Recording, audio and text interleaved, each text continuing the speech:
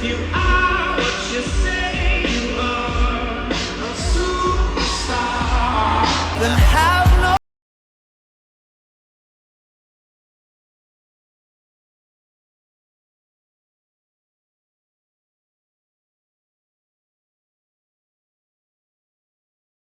To Lucky Punch Sports, and today we're going over UFC 316 with Merab Dvalishvili and Sean O'Malley. We're going to go over my picks and betting tips to help you guys out, so let's get it.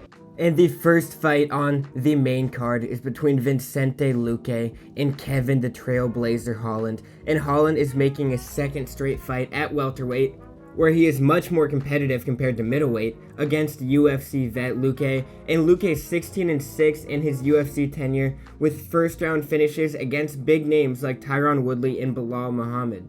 Luque has only been knocked out twice in his UFC career, and both have came in his last 4 fights. He's a very technical striker, but in his 10th year in the UFC he may be losing that chin after some injuries. Holland is a very skilled striker with much more speed and reach than Luque. Holland is much more suited for a run at 170, and this is the fight to get back into the rankings. About half of his fights he refuses to show up in a serious matter, but Holland at 170 is extremely long, and quick, and will piece up Luque for a decision win to get back into the rankings at welterweight. And Patchy Mix makes his much anticipated UFC debut against the universally hated Mario Bautista. This is great matchmaking for Mix, fighting a ranked 135er who's not much of a finishing threat.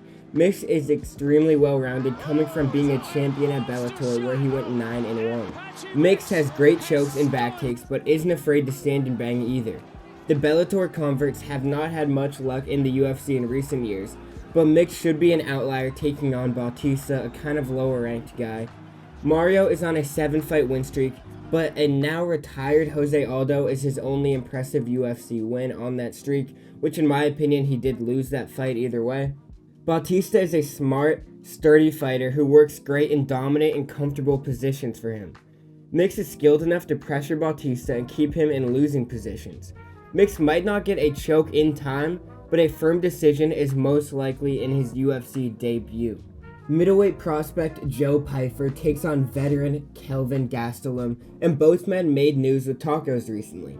Gastelum eats too much to miss weight, and Pyfer eats too much and loses weight. Gastelum has had an extremely strange and volatile career thus far. He's won only twice since 2022, but is coming off an impressive win over D-Rod. I once thought of Pyfer very highly as a prospect, but he may show signs of being a one-trick pony. He has really extremely impressive power, but hasn't fought any decent strikers and struggled badly against Gatekeeper and Hermanson. Gastelum is a vet and can use his experience to outsmart Pyfer as he headhunts for a highlight reel KO. Maybe Pyfer got over the hump, but Gastelum will give him real trouble when he doesn't get knocked out instantly and isn't scared of his power. Similar to Bo Nickel, Pyfer doesn't look like he likes getting hit. He just likes to do damage himself. Pyfer is way bigger than Gastelum and will most likely win, but you gotta find your upsets. Gastelum is only 33, but is no stranger to dogfights, and I'm taking the plus 300 Gastelum to upset the prospect by a hard-fought, bloody decision. And now the co-main event that you most likely have not been waiting for. Juliana Peña defends her belt against 15-1 PFL vet Kayla Harrison. Harrison might have the best odds for a title challenger I've ever seen. Harrison at minus 740 is such a trap line, especially in women's MMA. However, Peña absolutely sucks.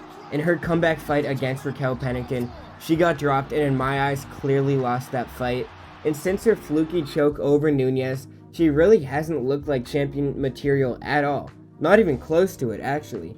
Peña admitted in the pre-fight build-up that she was dropped 3 times by a line cook and lost on a decision to him in a back alley. Peña is a versatile fighter with obvious holes, but doesn't have clear strengths anymore either, especially against a talent like Harrison. A former Olympian judoka, Harrison is dangerous in any part of the game. She has 6 KOs, 7 submissions, and only 1 loss in her MMA career.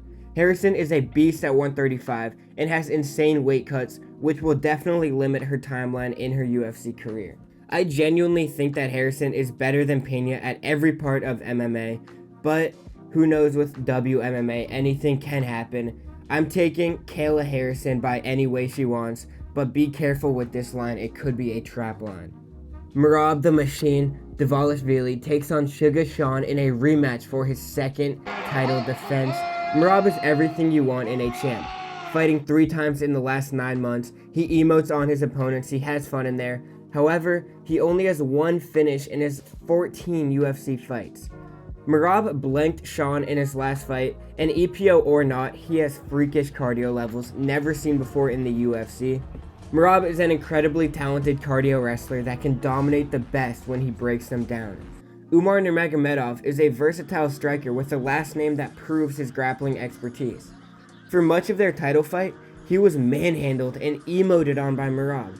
Sean has been outspoken on his lifestyle changes, but will need a perfect training camp to prepare and possibly even beat Merab. I hope Sean was injured in their last title fight because I was there and he looked terrified of Merab and hardly attacked the entire fight.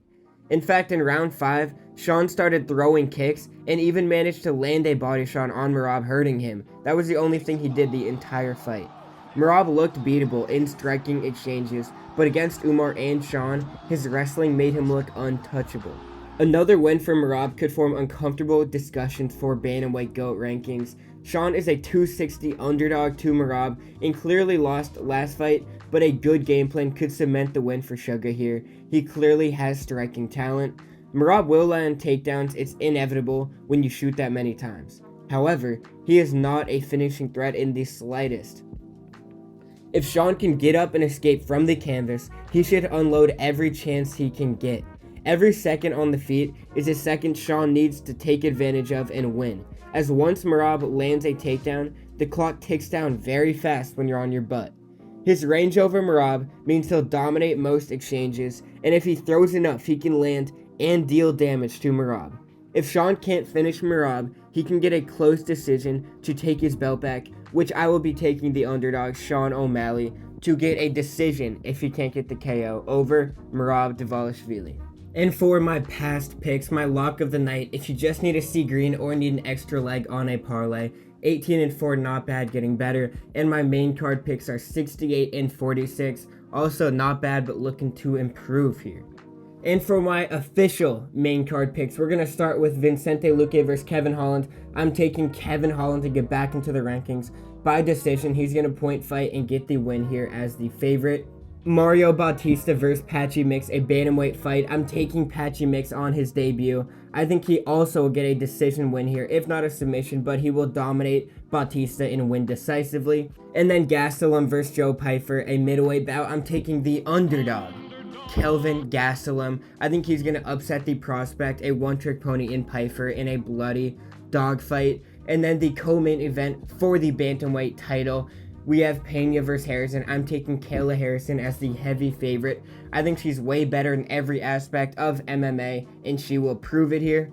And then in the title fight, I'm taking the dog, Sugar Sean O'Malley, in the bantamweight title fight to get his belt back. It might be a KO round 4, round 5. If he doesn't land it, I think he's going to outland Merab, stay off the butt as long as he can, and then win his title back by decision. And the lock of the night is going to be Joshua Van at -650. Van is 6-1 in the UFC as a flyweight, but is an incredible boxer that is only 23 and improving every single fight. Bruno Silva is 35, coming off a loss to Manel Kopp, and will need to turn back the clock to beat Van before Van boxes his head off. Is the Sugar Show back? Sean O'Malley took over the UFC leading up to his shocking title win over Aljo in 2023, but the punchline of the night, is Sugar Sean a superstar, or is he a poser? Merab took away a lot of his hype, but this may be the fight where he proves himself to be the superstar everyone once thought. And the punch bowl of the night is going to Gastelum versus Pyfer. Not the best, I couldn't really find a great fight on this card, but both of these men are unranked. Gastelum has a Hall of Fame spot for how tough his fights are, and Pyfer needs a statement win to progress his career. So I expect fireworks for this main card fight, and it probably will be the most exciting of the main card fights.